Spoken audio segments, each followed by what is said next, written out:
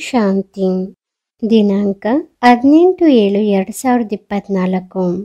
ಪ್ರಾತಃ ಮುರಳಿ. ಬಾಬ್ದಾದ ಮಧುಬನ. ಮಧುರ ಮಕ್ಕಳೇ, ಸರ್ವಿಸ್ನ ಸಮಾಚಾರ ಕೇಳುವ ಓದುವ ಆಸಕ್ತಿ ನಿಮಗೆ ಇರಬೇಕು, ಏಕೆಂದರೆ ಇದರಿಂದ ಉತ್ಸಾಹ ಉಲ್ಲಾಸ ಹೆಚ್ಚುತ್ತದೆ. ಸರ್ವಿಸ್ ಮಾಡುವ ಸಂಕಲ್ಪ ಬರುತ್ತದೆ. ಪ್ರಶ್ನೆ: ಸಂಗಮ ಯುಗದಲ್ಲಿ ತಂದೆ ನಿಮಗೆ ಸುಖ ಕೊಡುವುದಿಲ್ಲ, ಆದರೆ ಸುಖದ ದಾರಿಯನ್ನು ತಿಳಿಸುತ್ತಾರೆ. ಏಕೆ? ಉತ್ತರ: ಏಕೆಂದರೆ ತಂದೆಗೆ ಎಲ್ಲರೂ ಮಕ್ಕಳಾಗಿದ್ದಾರೆ. ಒಂದು ವೇಳೆ ಒಂದು ಮಗುವಿಗೆ ಸುಖ ಕೊಟ್ಟರೆ ಇದು ಸಹ ಸರಿಯಲ್ಲ. ಲೌಕಿಕ ತಂದೆಯಿಂದ ಮಕ್ಕಳಿಗೆ ಸರಿ ಸಮಾನವಾದ ಪಾಲು ಸಿಗುತ್ತದೆ. ಪಾರಲೌಕಿಕ ತಂದೆ ಪಾಲು ಹಂಚುವುದಿಲ್ಲ, ಸುಖದ ದಾರಿಯನ್ನು ತಿಳಿಸುತ್ತಾರೆ. ಯಾರು ಆ ದಾರಿಯಲ್ಲಿ ನಡೆಯುತ್ತಾರೆ, ಪುರುಷಾರ್ಥ ಮಾಡುತ್ತಾರೆ, ಅವರಿಗೆ ಶ್ರೇಷ್ಠ ಪದವಿ ಸಿಗುತ್ತದೆ. ಮಕ್ಕಳು ಪುರುಷಾರ್ಥ ಮಾಡಬೇಕು. ಎಲ್ಲ ಆಧಾರ ಪುರುಷಾರ್ಥದ ಮೇಲಿದೆ. ಓಂ ಶಾಂತಿ. ಮಕ್ಕಳು ತಿಳಿದಿದ್ದಾರೆ, ತಂದೆ ಮುರಳಿಯನ್ನು ನುಡಿಸುತ್ತಾರೆ. ಮುರಳಿ ಎಲ್ಲರ ಬಳಿ ಹೋಗುತ್ತದೆ. ಹಾಗೂ ಯಾರು ಮುರಳಿಯನ್ನು ಓದಿ ಸರ್ವೀಸ್ ಮಾಡುತ್ತಾರೆ ಅವರ ಸಮಾಚಾರ ಮ್ಯಾಗಝಿನ್ನಲ್ಲಿ ಬರುತ್ತದೆ. ಈಗ ಯಾವ ಮಕ್ಕಳು ಮ್ಯಾಗಝಿನ್ ಅನ್ನು ಓದುತ್ತಾರೆ ಅವರ ಸೇವಾ ಸಮಾಚಾರ ಗೊತ್ತಾಗಬೇಕು. ಇಂತಿಂತಹ ಸ್ಥಳದಲ್ಲಿ ಈ ರೀತಿ ಸೇವೆ ನಡೆಯುತ್ತಿದೆ ಎಂದು. ಯಾರು ಓದುವುದೇ ಇಲ್ಲ ಅವರಿಗೆ ಯಾವುದೇ ಸಮಾಚಾರ ಗೊತ್ತಾಗುವುದಿಲ್ಲ, ಹಾಗೂ ಪುರುಷಾರ್ಥವನ್ನು ಸಹ ಮಾಡುವುದಿಲ್ಲ. ಸರ್ವೀಸ್ನ ಸಮಾಚಾರ ಕೇಳಿ ಮನಸ್ಸಿನಲ್ಲಿ ಬರುತ್ತದೆ, ನಾನು ಸಹ ಇದೇ ರೀತಿ ಸೇವೆ ಮಾಡಬೇಕು ಎಂದು. ನಮ್ಮ ಸಹೋದರ ಸಹೋದರಿಯರು ಎಷ್ಟೊಂದು ಸರ್ವೀಸ್ ಮಾಡುತ್ತಾರೆ ಎಂಬುದು ಮ್ಯಾಗಝಿನ್ನಿಂದ ಗೊತ್ತಾಗುತ್ತದೆ. ಇದನ್ನಂತೂ ಮಕ್ಕಳು ತಿಳಿಯುತ್ತಾರೆ. ಎಷ್ಟು ಸರ್ವೀಸ್ ಅಷ್ಟು ಶ್ರೇಷ್ಠ ಪದವಿ ಸಿಗುತ್ತದೆ. ಆದ್ದರಿಂದ ಮ್ಯಾಗಝಿನ್ನಲ್ಲಿ ಸರ್ವೀಸ್ನ ಉತ್ಸಾಹ ತರಿಸಬೇಕು. ಇದೇನು ವ್ಯರ್ಥ ಆಗುವುದಿಲ್ಲ. ಯಾರು ಸ್ವಯಂ ಓದುವುದಿಲ್ಲ ಅವರು ವ್ಯರ್ಥ ಎಂದು ತಿಳಿಯುತ್ತಾರೆ. ಕೆಲವರು ನಮಗೆ ಓದಲು ಬರೆಯಲು ಬರುವುದಿಲ್ಲ ಎನ್ನುತ್ತಾರೆ. ಅರೆ, ರಾಮಾಯಣ, ಭಾಗವತ, ಗೀತೆ ಇತ್ಯಾದಿಯನ್ನು ಕೇಳುವುದಕ್ಕೆ ಹೋಗುತ್ತಾರೆ. ಇದನ್ನೂ ಸಹ ಕೇಳಬೇಕು. ಇಲ್ಲವೆಂದರೆ ಸರ್ವೀಸ್ನ ಉತ್ಸಾಹ ಹೆಚ್ಚುವುದಿಲ್ಲ. ಇಂತಹ ಸ್ಥಳದಲ್ಲಿ ಈ ಸೇವೆ ನಡೆದಿದೆ ಎಂದು.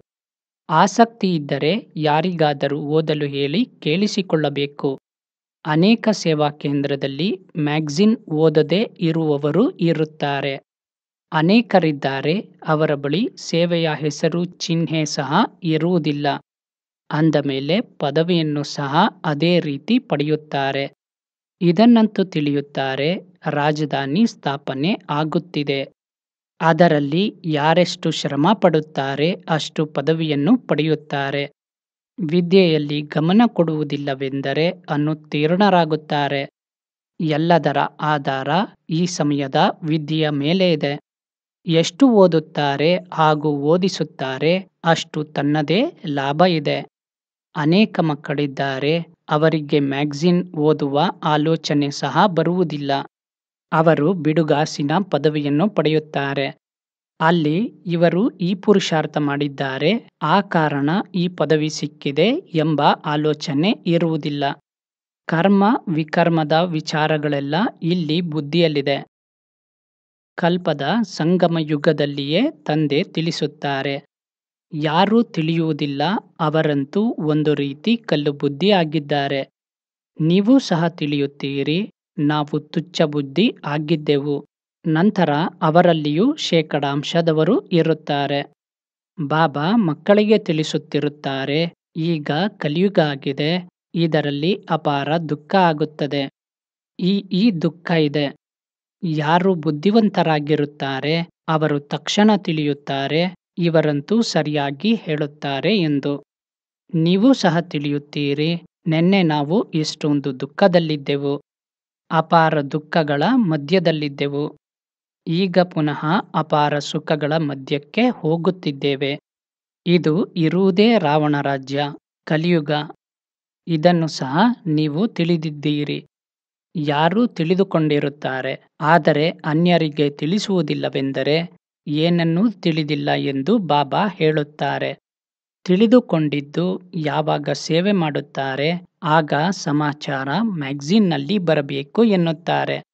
ದಿನ ಪ್ರತಿದಿನ ಬಾಬಾ ಬಹಳ ಸಹಜವಾದ ಜ್ಞಾನ ಬಿಂದುವನ್ನು ತಿಳಿಸುತ್ತಿರುತ್ತಾರೆ. ಆ ಜನರಂತೂ ಕಲಿಯುಗ ಇನ್ನೂ ಮಗು ಆಗಿದೆ ಎಂದು ತಿಳಿಯುತ್ತಾರೆ. ಯಾವಾಗ ಸಂಗಮ ಎಂದು ತಿಳಿಯುತ್ತಾರೋ ಆಗ ಸತ್ಯಯುಗ ಹಾಗೂ ಕಲಿಯುಗದ ಹೋಲಿಕೆ ಮಾಡಬಹುದು. ಕಲಿಯುಗದಲ್ಲಿ ಅಪಾರ ದುಃಖ ಇದೆ, ಸತ್ಯಯುಗದಲ್ಲಿ ಅಪಾರ ಸುಖ ಇದೆ. ಹೇಳಿ, ನಾವು ಮಕ್ಕಳಿಗೆ ತಂದೆ ಅಪಾರ ಸುಖ ಕೊಡುತ್ತಿದ್ದಾರೆ, ಅದನ್ನು ನಾವು ವರ್ಣನೆ ಮಾಡುತ್ತಿದ್ದೇವೆ. ಬೇರೆ ಯಾರೂ ಈ ರೀತಿ ತಿಳಿಸುವುದಕ್ಕೆ ಸಾಧ್ಯವಿಲ್ಲ. ನೀವು ಹೊಸ ವಿಚಾರಗಳನ್ನು ತಿಳಿಸುತ್ತೀರಿ. ಬೇರೆ ಯಾರೂ ಈ ಪ್ರಶ್ನೆಯನ್ನು ಕೇಳುವುದಕ್ಕೆ ಸಾಧ್ಯವಿಲ್ಲ, ನೀವು ಸ್ವರ್ಗವಾಸಿಯೋ ಅಥವಾ ನರಕವಾಸಿಯೋ ಎಂದು. ನೀವು ಮಕ್ಕಳಲ್ಲಿಯೂ ಕ್ರಮಾನುಸಾರವಾಗಿದ್ದಾರೆ. ಇಷ್ಟೊಂದು ಜ್ಞಾನಬಿಂದು ನೆನಪು ಮಾಡಿಕೊಳ್ಳಲು ಸಾಧ್ಯವಿಲ್ಲ. ತಿಳಿಸಿಕೊಡುವ ಸಮಯದಲ್ಲಿ ದೇಹಾಭಿಮಾನ ಬಂದುಬಿಡುತ್ತದೆ. ಆತ್ಮವೇ ಕೇಳಿಸಿಕೊಳ್ಳುತ್ತದೆ ಹಾಗೂ ಧಾರಣೆ ಮಾಡುತ್ತದೆ. ಆದರೆ ಒಳ್ಳೊಳ್ಳೆಯ ಮಹಾರಥಿ ಸಹ ಇದನ್ನು ಮರೆತು ಹೋಗುತ್ತಾರೆ. ದೇಹಾಭಿಮಾನದಲ್ಲಿ ಬಂದು ಮಾತನಾಡಲು ತೊಡಗುತ್ತಾರೆ. ಆ ರೀತಿ ಎಲ್ಲರದ್ದೂ ಆಗುತ್ತದೆ. ತಂದೆ ಅಂತೂ ಹೇಳುತ್ತಾರೆ, ಎಲ್ಲರೂ ಪುರುಷಾರ್ಥಿ ಆಗಿದ್ದಾರೆ. ಆತ್ಮನೆಂದು ತಿಳಿದು ಮಾತನಾಡುವುದಿಲ್ಲ. ತಂದೆ ಆತ್ಮನೆಂದು ತಿಳಿದು ಜ್ಞಾನ ಕೊಡುತ್ತಾರೆ. ಉಳಿದಂತೆ ಯಾವ ಸಹೋದರ ಸಹೋದರಿಯರಿದ್ದಾರೆ ಅವರು ಆ ರೀತಿ ಸ್ಥಿತಿಯಲ್ಲಿರುವ ಪುರುಷಾರ್ಥ ಮಾಡುತ್ತಿದ್ದಾರೆ. ಅಂದ ಮೇಲೆ ಮಕ್ಕಳಿಗೆ ತಿಳಿಸಬೇಕು, ಕಲಿಯುಗದಲ್ಲಿ ಅಪಾರ ದುಃಖ ಇದೆ, ಸತ್ಯಯುಗದಲ್ಲಿ ಅಪಾರ ಸುಖ ಇದೆ. ಈಗ ಸಂಗಮಯುಗ ನಡೆಯುತ್ತಿದೆ. ತಂದೆ ದಾರಿ ತಿಳಿಸುತ್ತಾರೆ. ತಂದೆ ಸುಖ ಕೊಡುತ್ತಾರೆ ಎಂದಲ್ಲ, ಸುಖದ ದಾರಿಯನ್ನು ತಿಳಿಸುತ್ತಾರೆ. ರಾವಣ ಸಹ ದುಃಖ ಕೊಡುವುದಿಲ್ಲ, ದುಃಖದ ಉಲ್ಟಾ ದಾರಿಯನ್ನು ತಿಳಿಸುತ್ತಾನೆ. ತಂದೆ ದುಃಖವನ್ನೂ ಕೊಡುವುದಿಲ್ಲ, ಸುಖವನ್ನೂ ಕೊಡುವುದಿಲ್ಲ, ಸುಖದ ದಾರಿಯನ್ನು ತಿಳಿಸುತ್ತಾರೆ. ನಂತರ ಯಾರೆಷ್ಟು ಪುರುಷಾರ್ಥ ಮಾಡುತ್ತಾರೆ ಅಷ್ಟು ಸುಖ ಸಿಗುತ್ತದೆ. ಸುಖ ಕೊಡುವುದಿಲ್ಲ. ತಂದೆಯ ಶ್ರೀಮತದಂತೆ ನಡೆಯುವುದರಿಂದ ಸುಖವನ್ನು ಪಡೆಯುತ್ತಾರೆ. ತಂದೆ ಅಂತೂ ಕೇವಲ ದಾರಿಯನ್ನು ತಿಳಿಸುತ್ತಾರೆ. ರಾವಣನಿಂದ ದುಃಖದ ದಾರಿ ಸಿಗುತ್ತದೆ. ಒಂದು ವೇಳೆ ತಂದೆ ಕೊಡುತ್ತಾರೆಂದರೆ ನಂತರ ಎಲ್ಲರಿಗೂ ಒಂದೇ ರೀತಿ ಆಸ್ತಿ ಸಿಗಬೇಕು. ಹೇಗೆ ಲೌಕಿಕ ತಂದೆ ಸಹ ಆಸ್ತಿಯನ್ನು ಹಂಚುತ್ತಾರೆ. ಇಲ್ಲಂತೂ ಯಾರು ಹೇಗೆ ಪುರುಷಾರ್ಥ ಮಾಡುತ್ತಾರೋ ತಂದೆ ದಾರಿಯನ್ನು ಬಹಳ ಸಹಜವಾಗಿ ತಿಳಿಸುತ್ತಾರೆ. ಹೀಗೀಗೆ ಮಾಡಿ ಆಗ ಇಷ್ಟು ಶ್ರೇಷ್ಠ ಪದವಿಯನ್ನು ಪಡೆಯುತ್ತೀರಿ.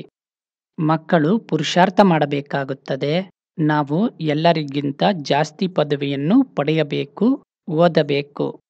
ಬಲೆ ಇವರು ಶ್ರೇಷ್ಠ ಪದವಿಯನ್ನು ಪಡೆಯಲಿ, ನಾನು ಕುಳಿತಿರುತ್ತೇನೆ ಎಂದಲ್ಲ. ಪುರುಷಾರ್ಥ ಫಸ್ಟ್ ಆಗಿದೆ.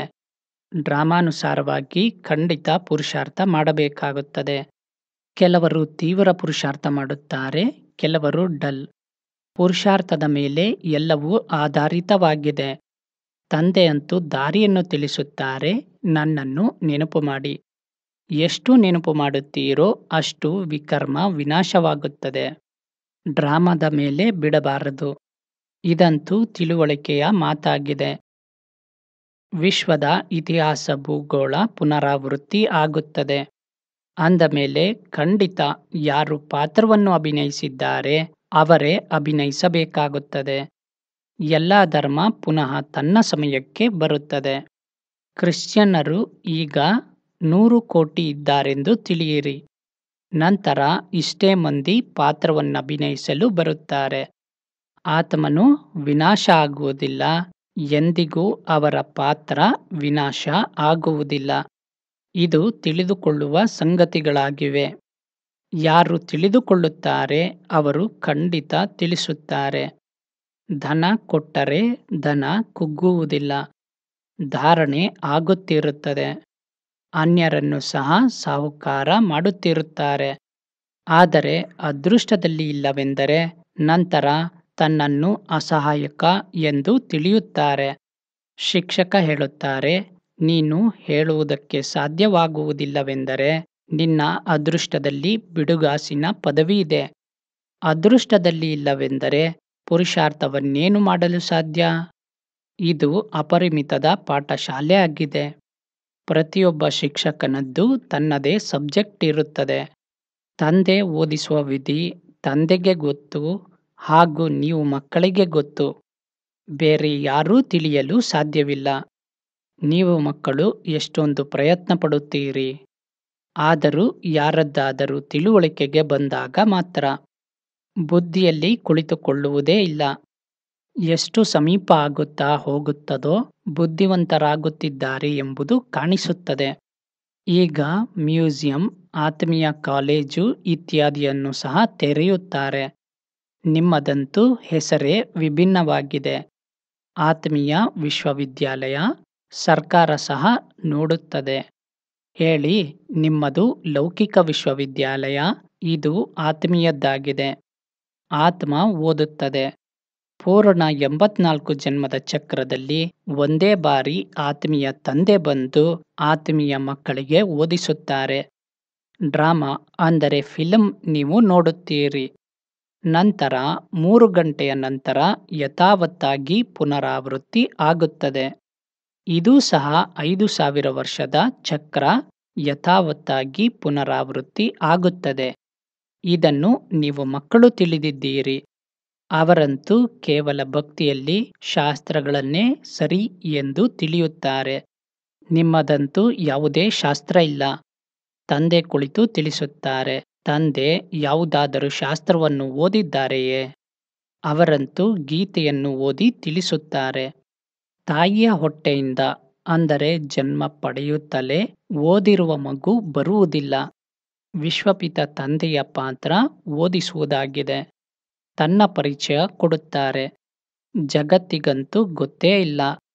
ಹಾಡುತ್ತಾರೆ, ತಂದೆ ಜ್ಞಾನದ ಸಾಗರನಾಗಿದ್ದಾರೆ. ಶ್ರೀಕೃಷ್ಣನಿಗೆ ಜ್ಞಾನದ ಸಾಗರ ಎನ್ನುವುದಿಲ್ಲ. ಈ ಲಕ್ಷ್ಮೀನಾರಾಯಣ ಜ್ಞಾನಸಾಗರರಾಗಿದ್ದಾರೇನೋ? ಅಲ್ಲ. ನಾವು ಬ್ರಾಹ್ಮಣರೇ ಶ್ರೀಮತದಂತೆ ಈ ಜ್ಞಾನವನ್ನು ತಿಳಿಸುತ್ತೇವೆ. ಇದು ಅದ್ಭುತ ಆಗಿದೆ. ನೀವು ತಿಳಿಸುತ್ತೀರಿ, ಈ ಲೆಕ್ಕದಿಂದ ನಾವು ಬ್ರಾಹ್ಮಣರೇ ಪ್ರಜಾಪಿತ ಬ್ರಹ್ಮನ ಸಂತಾನರಾಗಿದ್ದೇವೆ. ಅನೇಕ ಬಾರಿ ಆಗಿದ್ದೆವು, ಪುನಃ ಆಗುತ್ತೇವೆ. ಮನುಷ್ಯರ ತಿಳುವಳಿಕೆಗೆ ಯಾವಾಗ ಬರುತ್ತದೆ ಆಗ ಒಪ್ಪಿಕೊಳ್ಳುತ್ತಾರೆ. ನೀವು ತಿಳಿಯುತ್ತೀರಿ, ಕಲ್ಪ ನಾವು ಪ್ರಜಾಪಿತ ಬ್ರಹ್ಮನ ಸಂತಾನ, ದತ್ತು ಮಕ್ಕಳಾಗುತ್ತೇವೆ. ಯಾರು ತಿಳಿಯುತ್ತಾರೆ ಅವರು ನಿಶ್ಚಯ ಬುದ್ಧಿ ಆಗುತ್ತಾರೆ. ಬ್ರಾಹ್ಮಣ ಆಗದ ಹೊರತು ದೇವತೆ ಹೇಗೆ ಆಗುತ್ತಾರೆ?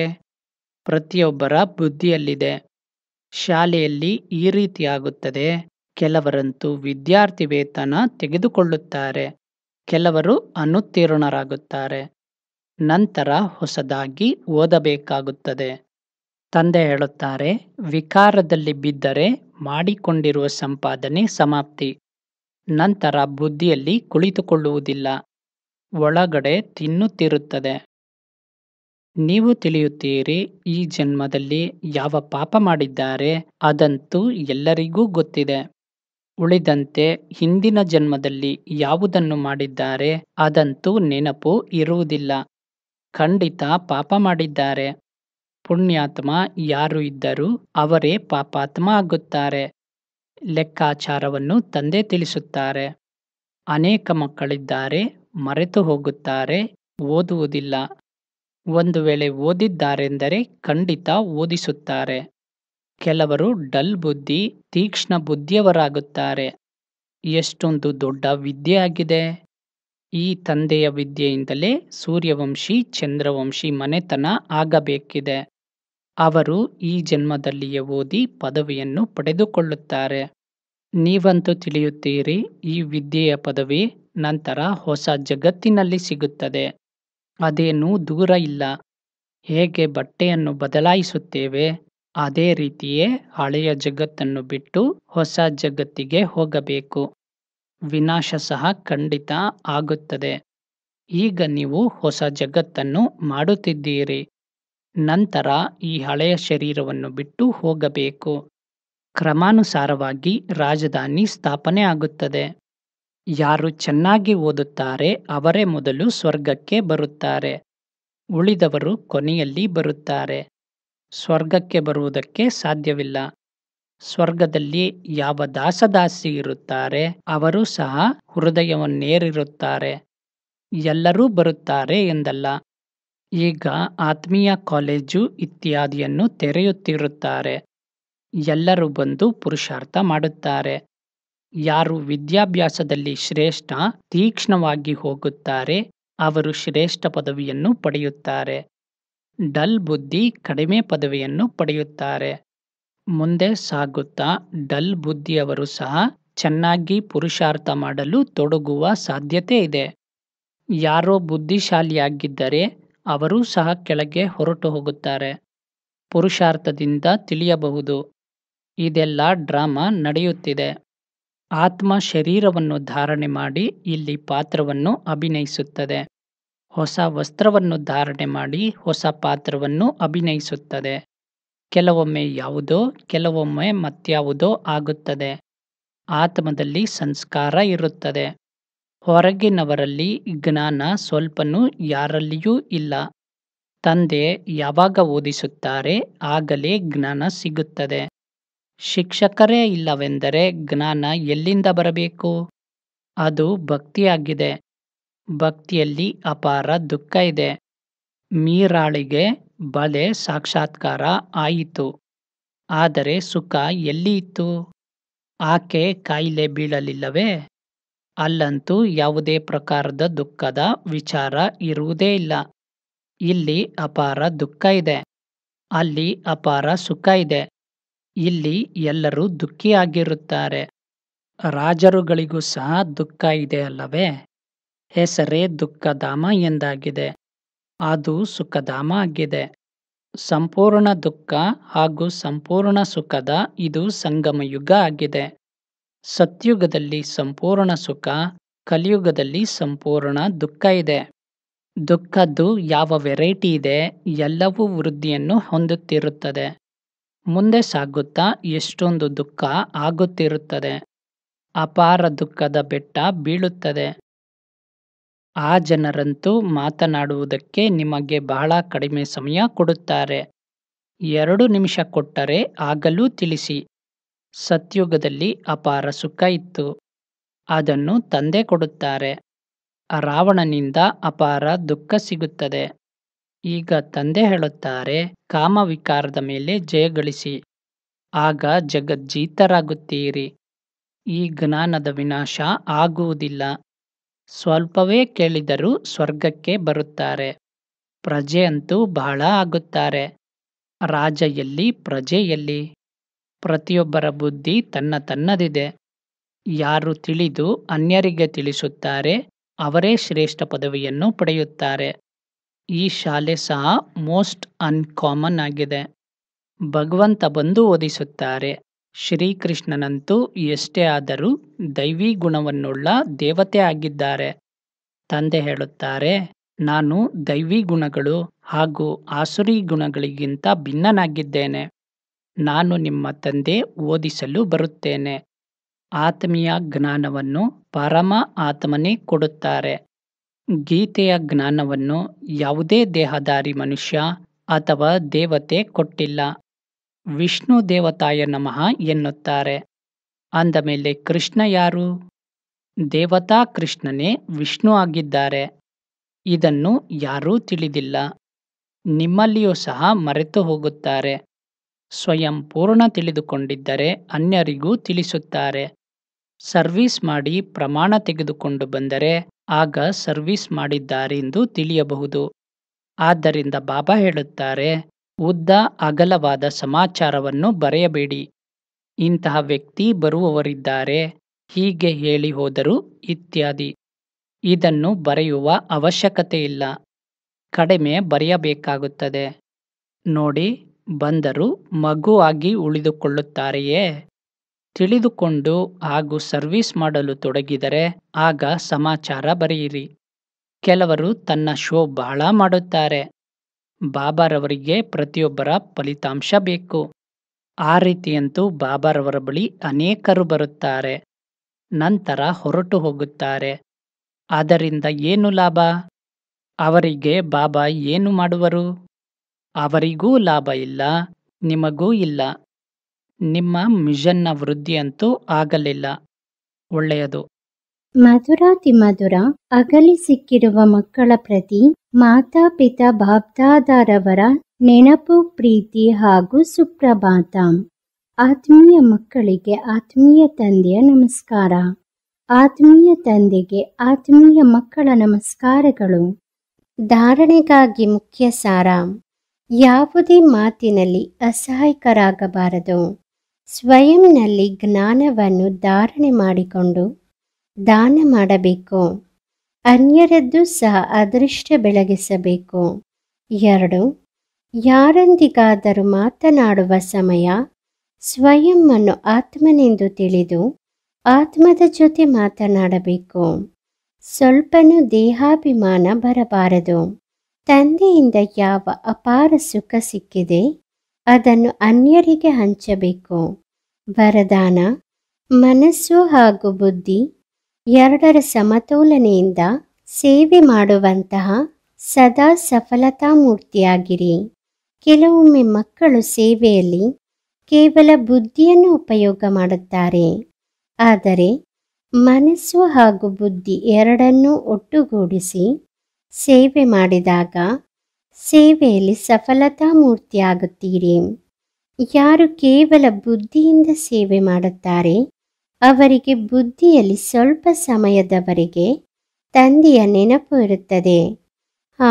ಬಾಬಾರವರೇ ಮಾಡಿಸುವವರಾಗಿದ್ದಾರೆ ಎಂದು.